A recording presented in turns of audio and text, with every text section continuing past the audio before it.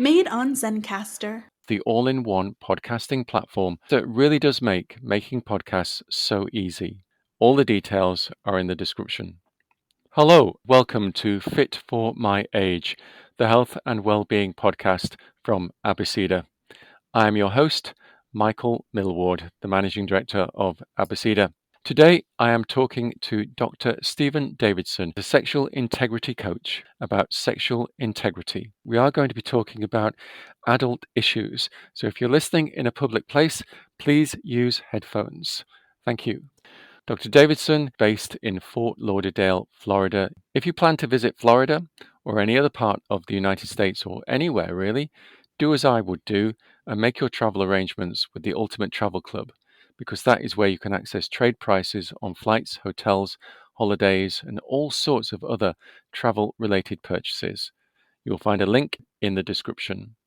Now that I've paid the rent, it is time to make this episode of Fit for My Age. That will be well worth listening to, liking, downloading, and subscribing to. Very importantly, on Fit for My Age, we don't tell you what to think, but we are hoping to make you think. Hello, Steven. Hi, Michael. Please could we start by you explaining a little bit about your career today and how you became a sexual integrity coach? I'm a certified sex therapist with a PhD in clinical sexology. I'm also a licensed clinical social worker. For over 30 years, I've helped individuals and couples achieve greater emotional intimacy and sexual fulfillment. And my career did not begin as a sex therapist or sex coach. I began as a psychotherapist working in psychiatric hospitals and mental health centers, helping people deal with anxiety, depression, trauma, addictions. But the subject of sex kept coming up over and over. And I realized that I was not as prepared as I needed to be to have conversations with my patients about this subject. So I returned to education. I became certified as a sex therapist, later got a PhD in sexology.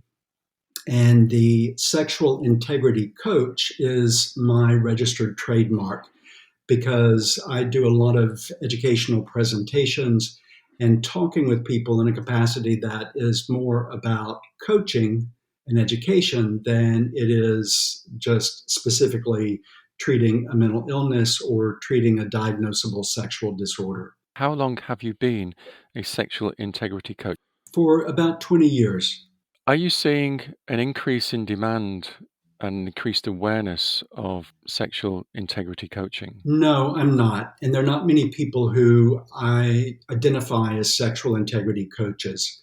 So there are several people who identify as clinical sexologist or sex therapist, and both of those titles would apply to me as well. I'm credentialed in a way that I could use both of those titles, but I specifically use coaching because it allows me to do more educational presentations, to talk about my book more, and to work with people in a capacity that is not as limited as my license as a psychotherapist.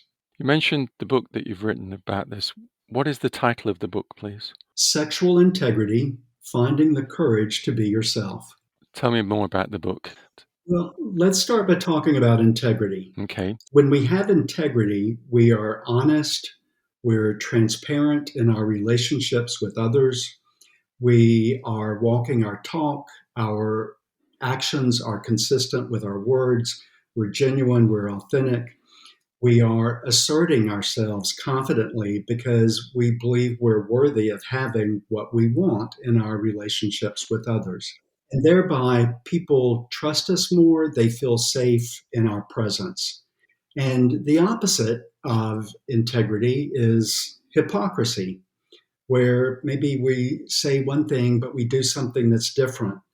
We might hide behind a metaphorical mask or a facade because we are afraid to be honest with people about who we are, what we believe, what we think. And in our intimate relationships, when our truth gets discovered, our partners feel deceived, they feel betrayed, and trust is destroyed because we have not been open and honest, transparent with them throughout the relationship. The courage to be yourself is almost about coming out as something that isn't the heteronormal sexual relationship or sexual interest. Is that part of sexual integrity, or is sexual integrity much more about the relationship? Because one of the first things that you said was about emotional intimacy, and that almost is when you talk about the sexual integrity, and I'm thinking about emotional intimacy as well. There's a strong connection, I think, there, isn't there? There is a strong connection for most people because most people want to be partnered in intimate relationships. Even if they don't want to be married, they do want to have a partner. They like having a consistent person in their life. Intimacy is an aspect of this because we fear being honest with people about who we are as sexual beings because we are afraid we'll lose the intimacy. And actually, it's just the opposite is true. I think we need to be honest from the very beginning about the closets that we have lived in. And often, when we use that phrase, we think about sexual orientation, but there are many closets that people live in sexually. Instead of hiding their truth, I really coach my clients to lean into the truth, to get more comfortable with who they are, and to be more willing to talk to their partners about that. Talk to their partners about it, but it also sounds as if people need to talk to themselves about their sexual intimacy or sexual integrity as well. Yes, I see some people individually because they have had multiple failed relationships, or maybe they have expectations of themselves in relationships and they haven't been able to achieve their expectations. I do a lot of sex education with people because sometimes their expectations are not realistic. Sometimes people discover in the individual therapy that they don't really want a long term, consistent relationship. They enjoy their sexuality in a way that they want to be more adventurous. They want to have a variety of sexual experiences, but they have felt tremendous shame about that. They have tried to deny that for themselves and they have tried to hide it from partners. And after they have multiple experiences of it being discovered, now they're working on trying to come out of whatever closet they've been living in. I suppose that you have people with different expectations of what a relationship is going to be like. If you're not honest with yourself and honest with your partner about your expectations of that relationship, you're almost doomed to failure, aren't you? Yes. And so the couples that I work with are frequently couples who came into the relationship with different expectations. They never talked about sex early in the relationship. There was an assumption that it's not really that important. If we love each other, the rest of it will work itself out. And I haven't found that to be true. I really think couples need to be talking about sex from very early in the relationship and be talking about it frequently throughout the relationship. Because if there is an expectation for monogamy in a long term relationship, if you're going to be only sexually active with one person only, you need to be able to talk to that person about the subject. I suppose what you're saying then is that people can actually have a sexual relationship with someone, but never actually be talking about that sexual relationship with them. Yes, and that might be hard for you to believe, but I see that over and over again. And with some couples, there is a lot of resistance to talking about it. It's a bit like, you go to a dinner party and the subjects you should never discuss: money, politics, religion, and sex. Whether people follow those rules is up to them entirely.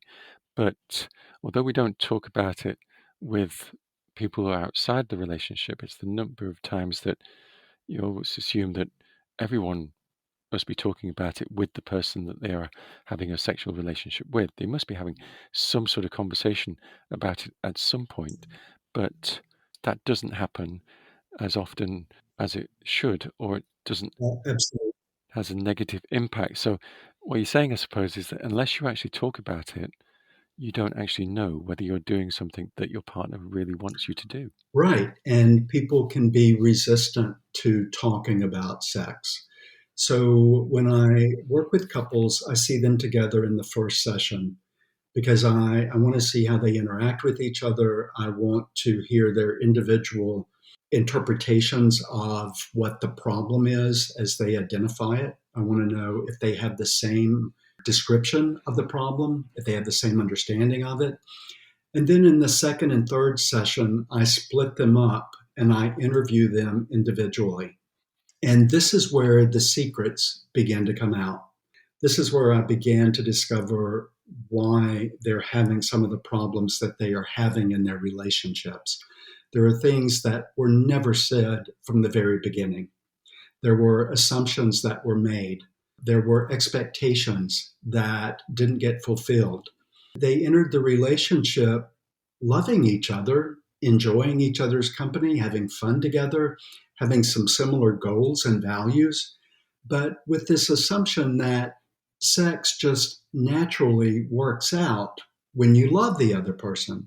And that's not true. So I try to create an environment that's very safe and conducive for people to begin to explore the subject and talk about this taboo subject in a way that they've never talked about it with their spouse or partner previously. To hear you describe it as a taboo subject, and yet none of us would be here if nobody was doing it. If we're Yeah, it's a fundamental part of life, right. but we don't actually discuss it. It's not what nice people talk about. Right. And so I do a lot of education early on. I recommend books to people about anatomy, physiology, because sexuality is it's a physiological experience, it's a psychological experience, and it's also a relational experience.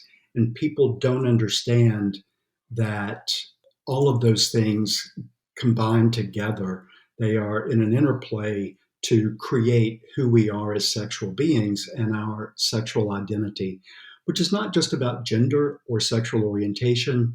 It's also about who we want to be in relationship to the other person. And sometimes that gets expressed more in the bedroom in ways that are different from how it might get expressed in the living room or any other room in the house. What you're saying brought to mind that film Elizabeth Taylor, Paul Newman, with Cat on a Hot Tin Roof, the film of the Tennessee Williams play, where the mother is in the bedroom with Elizabeth Taylor and she's asking Elizabeth Taylor about the problems in her marriage with Paul Newman. And she goes over to the bed and slams her hand down on the bed and sort of says, if there's problems in a marriage, this is where they are. In the 1950s, when that film was made, that would have been a very dramatic thing for anyone to say on stage, and even more dramatic to say it in a film, challenging all sorts of social standards, etc. But what you're describing is exactly that. There will be problems that will be manifested outside of the bedroom, but actually the root cause of those problems is in the bedroom, and treating the symptoms that you observe in the living room or the dining room or wherever will not solve the problem until people have had that conversation, that bedroom conversation. Yes, the best place to have the bedroom conversation is not in the bedroom when you are about to engage in some kind of sexual experience together. Yeah, One of the first things that we talk about in sex education is that sexuality happens from the neck up. And we focus more on genitals, but that's not really where sex happens. Sex is more of a brain activity. Our arousal response occurs in the brain, desire occurs in the brain. Our sexual identity may be orientation, may be our gender identity, or just how we see ourselves in relationships to other people. All of that originates in the brain. So we overfocus on the body. Sometimes we miss some of the most important aspects of human sexuality because we're not having those discussions about the things that we cannot see. And that is the thoughts and emotions that are occurring in the brain. The biggest sexual organ is between your ears, nowhere else. Right. The book is full of scenarios, studies of different people, individuals and couples, and some of the sexual challenges that they were facing and how they were able to move through those challenges, the decisions that they made, the conclusions that they came to that allowed them to get to a deeper level of honesty, to become courageous with being themselves. In everything in life, we are happiest if we feel like we can just relax and be who we are. If we are faking it, if we are trying to perform, if we are trying to accommodate someone else's expectations, we're not as happy and we're not as comfortable. And some of the sexual dysfunctions that we see, like anorgasmia, erectile dysfunction, premature ejaculation, those are the result of performance anxiety, sexual performance anxiety, where people are trying to accommodate someone else's expectations and they're not being true to themselves and subsequently not true to their partner. What sort of role does people's use of pornography have in the problems that then you're talking about in terms of sexual integrity? Well, that can vary. I'm not against pornography. Pornography is very accessible. Sadly, here in the Hmm. United States, we do not teach sex education in school systems in a way that is comprehensive and informative. We also don't teach it in medical schools or nursing schools or schools of psychology. It's why when I became a psychotherapist and I started working with people who were talking about sexual issues, I didn't know what to do. But I already had a license to diagnose and treat sexual disorders, even though I'd never been required to take a single course in human sexuality.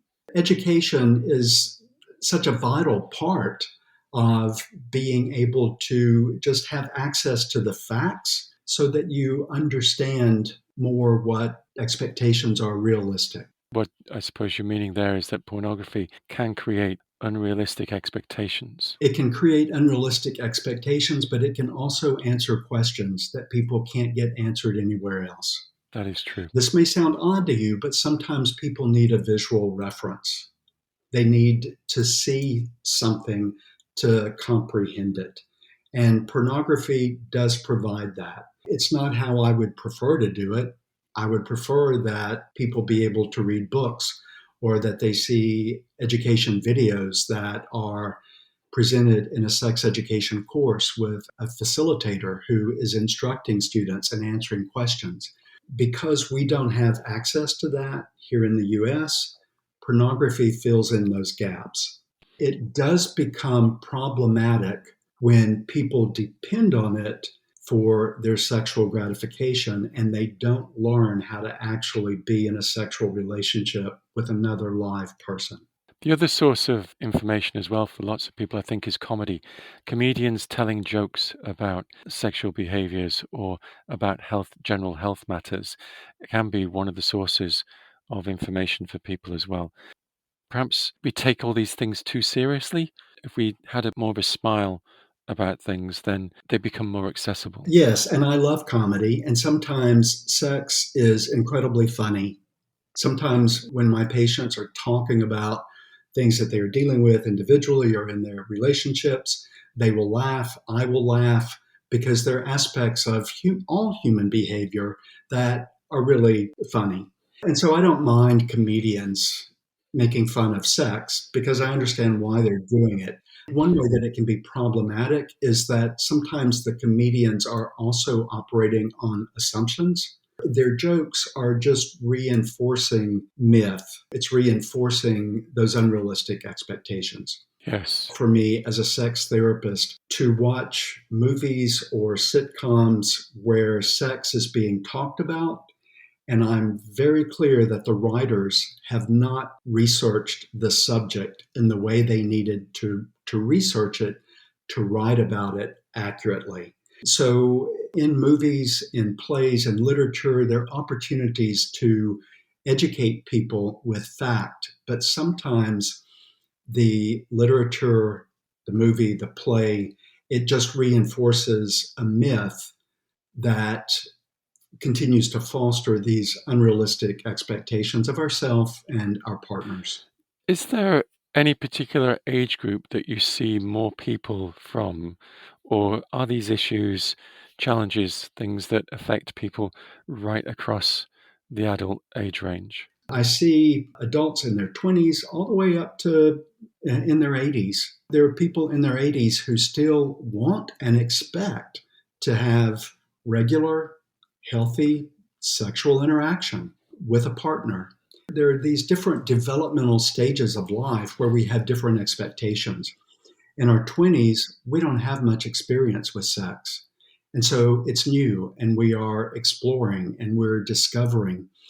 Hopefully, by the time you move into your 50s, your 60s, you have a pretty good understanding of what you like and what you don't like. And sometimes it is at that age in life that people make major changes because they recognize the relationship I'm in is not sexually fulfilling. Maybe it never was. And they no longer have hope that it can be. And so they want to be able to have some sexual adventure at this phase of their life. As we say in psychotherapy, you always meet the client where they are. You start where they are and you try to help them move in the direction that they want to go. Do you find that men and women have different views of what sexual integrity is? Absolutely, because men and women are very different sexual creatures. And I'm not just talking about anatomy, I'm also talking about the way we think about sexuality, the way we relate sexually to other people, and even how we're different biologically. An example of that is that women produce about one egg a month from puberty until menopause, but men produce sperm from puberty until death. And so biologically, men can still father children long after their wives are no longer able to conceive. This is a biological difference between men and women. Women are more likely to see sex as an expression of love, but men can very easily separate love from sex and see them as two distinctly different concepts. Women tend to be the gatekeepers of sex because sex is more risky and more consequential for women than it is for men. And men tend to be greater risk takers around sex. And so it's usually the female, if we're talking about a heterosexual relationship, it's usually the female who sets the parameters. The male tries to learn how to interact with her within the parameters that she has established.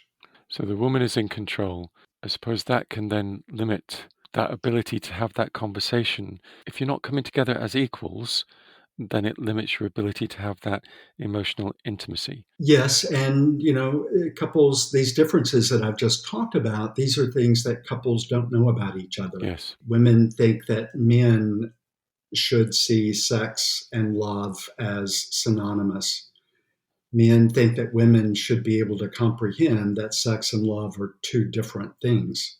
Men often wish that their wives were a little more sexually adventurous. And some of the things that he enjoys sexually are things that she might interpret to be degrading to her or disrespectful of her. Yeah. These are some of the discussions that I have with couples when they get in the office so that they begin to understand their individual interpretations and how they started from a very different point of reference when they entered the relationship. And of course, those different points of reference will determine how people define integrity and sexual integrity. Right. And some people misunderstand the term integrity. They think it means to be moralistic or self righteous or to deny yourself sexual gratification. What I try to help them understand is that integrity means integrated, that we're not splitting ourselves off into different parts. We are being completely ourselves, open, honest, transparent, vulnerable in the relationship with our partner so that they fully know who we are. If they can't know who we are, then the relationship really can't be intimate. Yeah, but it all starts with having that conversation. Absolutely. You've got to have the emotional intimacy before the physical intimacy, and the physical intimacy is going to be better if you've had that conversation. Yes, but that's not often the way it happens. So people are often sexual with each other before they start having conversations on a really deep level. I don't know that it matters which one happens first. I think they both need to happen. Yeah, You can spend a year talking to each other about what you like and what you don't like sexually. But until you've actually been sexually with another person, you can't really know how it's going to work out. And there are other things that maybe you didn't even think to talk about. But now that you've had sex with that person, you realize, oh, we need to be talking about this. lots of communication should happen then. Yes, communication. Yeah. If someone is listening to this and thinking like, I would like to reach out to Steven Davidson, where is the best place to find you? My website, I think, is probably the best place, which is sexualintegritycoach.com. We'll put a link to your website in the description. Right. But today, Stephen, thank you very much. It's been very interesting having this conversation with you, and I do appreciate it. Thank you very much. You're very welcome, and I'm grateful for the opportunity. Brilliant. Thank you.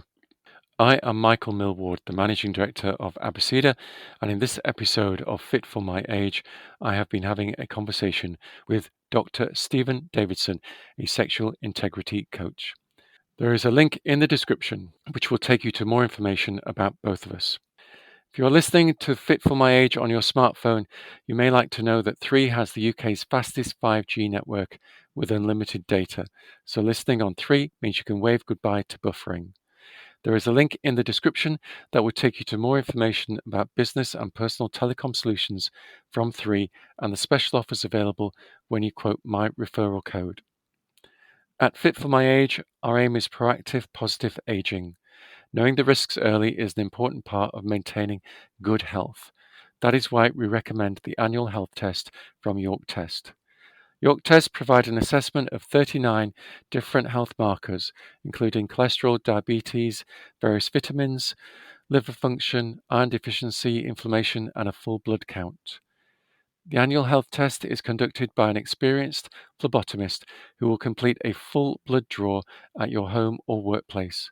Hospital standard tests are carried out in a UKAS accredited and CQC compliant lab. You can access your easy to understand results and guidance to help you make effective lifestyle changes anytime via your secure personal Wellness Hub account. There is a link and a discount code in the description. That description is well worth reading. If you have liked this episode of Fit for My Age, please give it a like and download it so that you can listen anytime, anywhere. To make sure you don't miss out on future episodes, please subscribe. Remember, the aim of all the podcasts produced by Abacida is not to tell you what to think, but we do hope to have made you think.